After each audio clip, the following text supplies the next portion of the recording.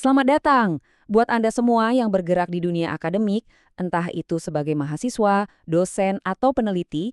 Kita semua tahu kalau artikel ilmiah itu ibarat makanan pokok kita.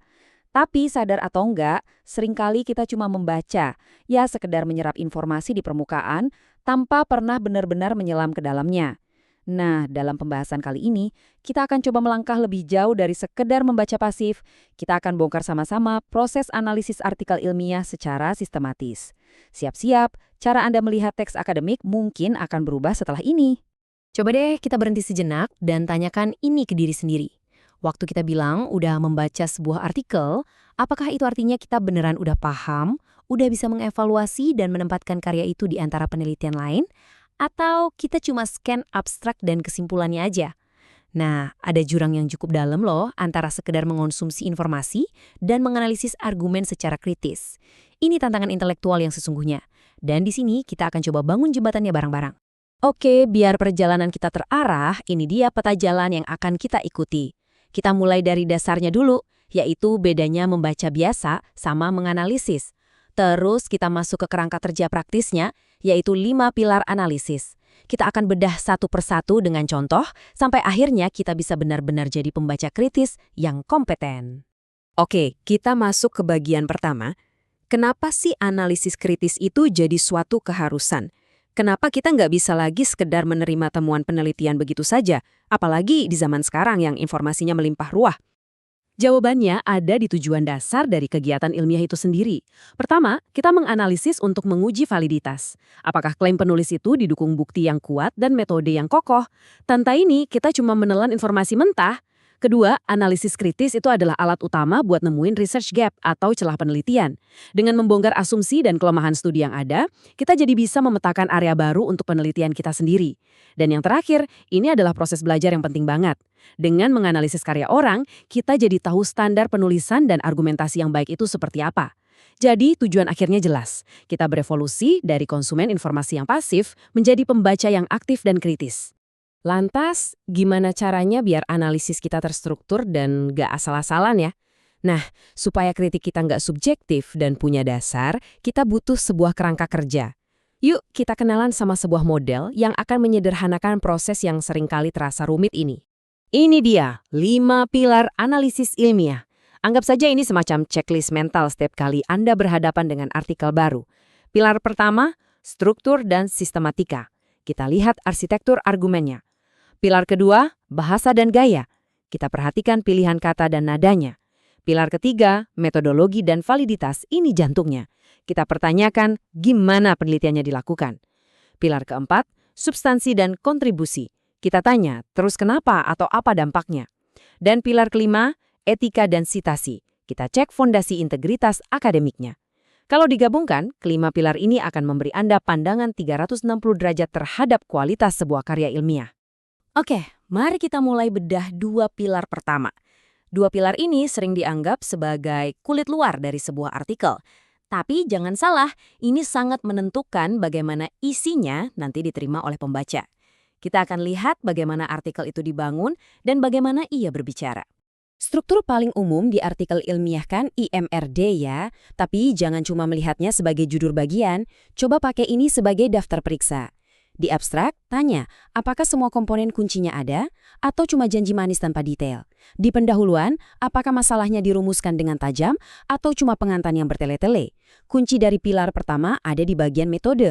Apakah penjelasannya cukup jelas sampai orang lain bisa mengulangi penelitian ini? Kalau enggak, ya penelitian itu gagal memenuhi standar ilmu pengetahuan.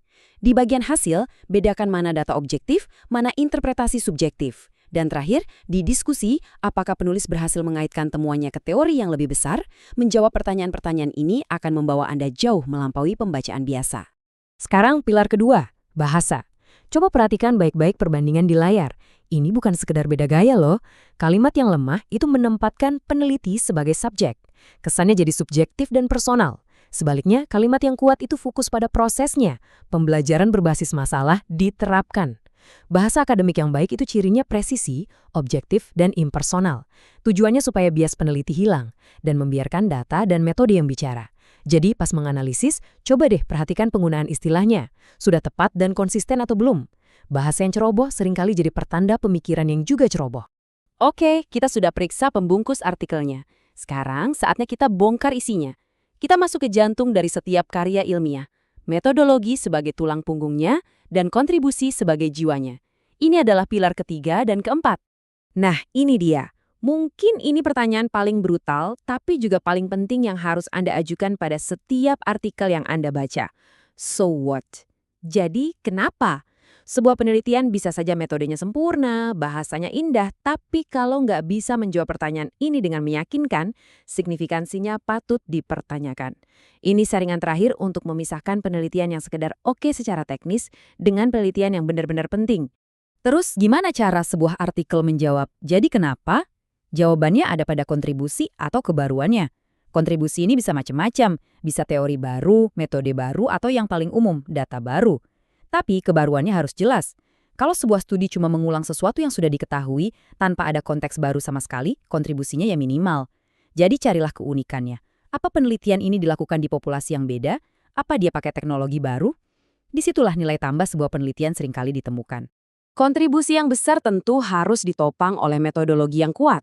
Slide ini kasih contoh nyata kelemahan metodologis yang harus Anda waspadai. Misalnya, ukuran sampel yang terlalu kecil. Ini bukan cuma bikin hasilnya susah digeneralisasi, tapi juga bisa bikin efek yang sebenarnya jadi nggak terdeteksi. Terus, perhatikan instrumennya. Kalau penulis pakai tes atau kuesioner, apakah validitas dan reliabilitasnya dijelaskan? Kalau tidak, kita nggak bisa yakin instrumen itu benar-benar mengukur apa yang seharusnya diukur.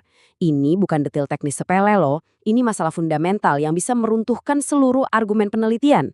Tugas Anda sebagai analis kritis adalah menemukan retakan-retakan seperti ini. Dan kita tiba di pilar terakhir, pilar kelima.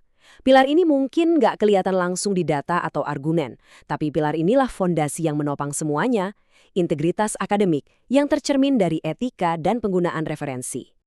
Oke, kita coba pakai studi kasus singkat ya. Bayangkan kita lagi menganalisis sebuah artikel yang punya 25 referensi di daftar pustakanya. Sepintas angkanya kelihatan cukup kan? Tapi analisis itu nggak berhenti di jumlah. Waktu kita bedah lebih dalam, kita menemukan fakta yang agak mengkhawatirkan. Dari 25 referensi itu ternyata cuma 8 yang merupakan artikel jurnal yang terbit dalam 10 tahun terakhir. Sisanya buku teks lama atau proceeding seminar. Nah, disinilah diagnosis kritisnya. Artinya, penelitian ini tidak berdialog dengan percakapan ilmiah terkini di bidangnya. Argumen yang dibangun di atas literatur usang punya fondasi yang rapuh. Ini menunjukkan penulisnya mungkin kurang paham perkembangan terbaru. Lihat kan, analisis sederhana terhadap daftar pustaka, sesuatu yang sering kita lewatkan, ternyata bisa mengungkap kelemahan konseptual yang sangat mendasar. Inilah kekuatan pilar kelima. Setelah kita melewati kelima pilar ini, apa yang berubah? Peran Anda. Anda nggak lagi mendekati sebuah artikel sebagai murid yang pasif, tapi sebagai seorang kolega yang ikut menelaah. Anda sudah bertransformasi dari seorang penerima informasi menjadi partisipan aktif dalam dialog ilmiah. Oke, sebagai rangkuman, mari kita simpulkan intinya. Membaca secara kritis itu adalah sebuah audit intelektual yang menyeluruh. Kita memeriksa arsitektur argumennya atau strukturnya, ketepatan bahasanya, kekokohan mesin penelitiannya atau metodologinya, signifikansi temuannya atau kontribusi ilmiahnya, serta integritasnya atau etika publikasinya. Kelima elemen ini adalah lensa yang harus Anda gunakan mulai sekarang.